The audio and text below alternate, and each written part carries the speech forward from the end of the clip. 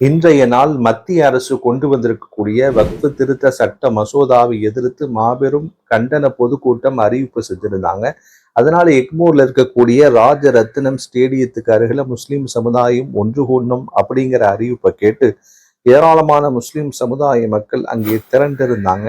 மாநாட்டினுடைய ஏற்பாடுகள் சிறப்பாக நடைபெற்று கொண்டிருந்தது. மார்க்க அறிஞர்கள், அரசியல் கட்சி தலைவர்களும் கண்டன உரைகளை நிகழ்த்தினார்கள்.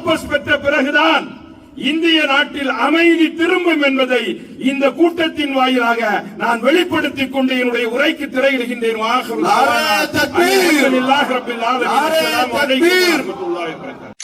வக்ஃபு சட்ட திருத்த மசோதாவுக்கு எதிராக முஸ்லிம்களும் தங்களுடைய கரங்களை உயர்த்தி கோஷங்களை சப்தமாக முழங்கி எதிர்ப்புகளை தெரிவித்தாங்க. அவருடைய எதிர்ப்பு அரங்கத்தையே அதிரச் செய்தது என்று சொல்லலாம். இறைவன் சொத்தை அபகரிக்காதே, இறைவன் சொத்தை அபகரிக்காதே, இறைவன் சொத்தை அபகரித்தால், இறைவன் சொத்தை அபகரித்தால். எதிர்பார்த்ததை விடவும் கூட்டம் அதிகமா இருந்தது. கடைசி வரை மக்கள் இருந்துதான் கிளஞ்சு போனாங்க.